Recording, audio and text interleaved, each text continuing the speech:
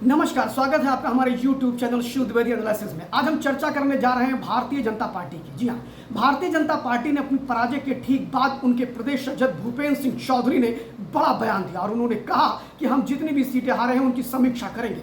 समीक्षा को लेकर के भारतीय जनता पार्टी ने आनन फनन में अपने पर्यवेक्षक भी नियुक्त कर दिए। कानपुर क्षेत्र के लोगों को अवध क्षेत्र में भेजा, अवध क्षेत्र के लोगों को मध्य क्षेत्र ब्रज क्षेत्र में भेजा, ऐसे ही एक क्षेत्र से दूसरे क्षेत्र में भेजा।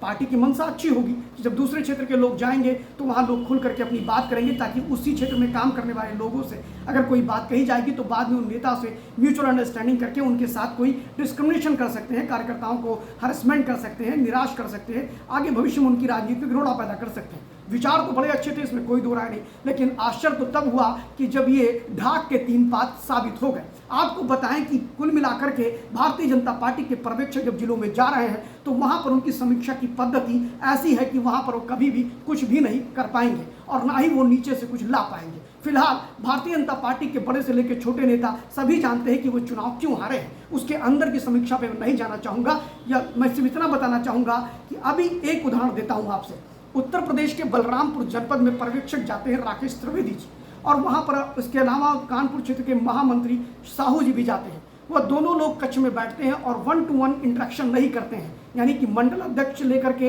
बूथ अध्यक्ष और बड़े पदाधिकारी, जिला पंचायत अध्यक्ष, ब्लॉक प्रमुख, विधायक, सांसद, अन्य जितने भी ऐसे पदाधिकारी हैं, पार्टी के बड़े पदाधिकारी, महामंत्री, उपाध्यक्ष, विधानसभा संयोजक, विधानसभा प्रभारी, इन सारों के साथ वो बैठक करते हैं और खुली बैठक करते हैं, सबको एक साथ बैठाते हैं। वहां पर जब वो पूछते हैं कि आखिर प्रॉब्लम क्या थी, आखिर हमारा प्रत्याशी श्रावस्ती में हारा क्यों, साकेत मिश्रा, तो वो उसका उत्तर देने में सभी लोग कहते हैं साहब हमने काम तो बहुत बढ़िया किया, बूथ पे हमारी ये कमेटियां बनी है, हमने ये काम किया, पार्टी ने जो भी फॉलो करने को कहा हमने वो सारी चीज़ें की, उसके बावजूद हम चुनाव कैसे हार गए, इसका उत्तर पर्यवेक्षक महोदय ला नहीं पाए। और आपको बताएं कि वो खून का सिर चकरा गया कि सब कुछ अच्छा होने के बाद भी आखिर पार्टी हारी क्यों। ठीक यही स्थिति अगर हम लखीमपुर खीरी की बात करें तो वहाँ मोहित बेनीवाल पर्यवेक्षक के रूप में गए थे। उन्होंने भी जब बैठक किया तो खुले मंच पर बैठक किया और खुले में सबको बुलाया और एक ही हॉल में सबको बैठा दिया गया।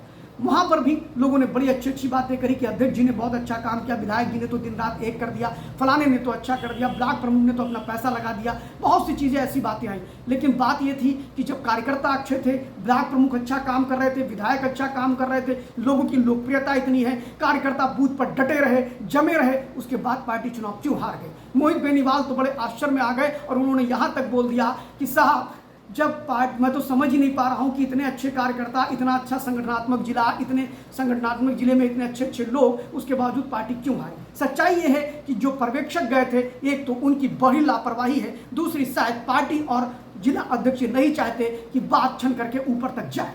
अगर ये ऐसा चाहते तो जिला अध्यक्ष अपने हिसाब से ट्यूनिंग हर जिलों में बना लेते हैं और वो पर्यवेक्षक से कहते हैं साथ में ही बैठ जाया जाए। साथ में बैठने पर कार्यकर्ता मुखर होकर के नहीं बोल पाता है, कहीं पर वो गलतियां अध्यक्ष की भी हो सकती हैं या पार्टी के बड़े पदाधिकारियों की, तो आखिर वो मंडल अध्यक्ष या उससे नीचे के संयोजक जो भी हैं वो क्यों बोलेंगे। और ऐसी परिस्थिति में सब अच्छा ही अच्छा निकलते हुए आएगा।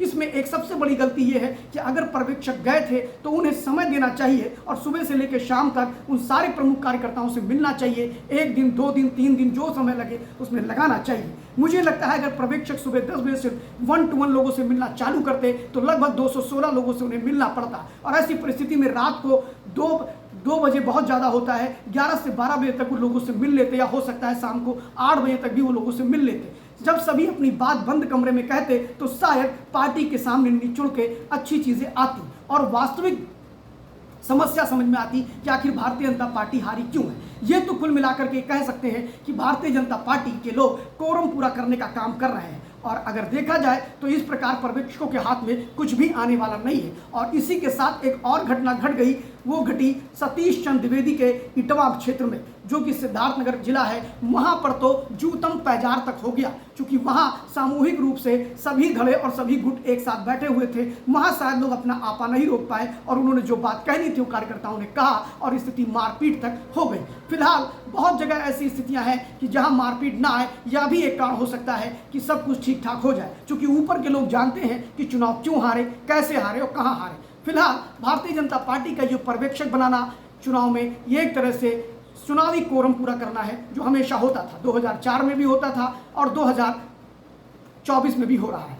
धन्यवाद। हमारा वीडियो अगर पसंद आया हो तो लाइक करिए, सब्सक्राइब करिए, बेल आइकन जरूर दबाइए। Thank you.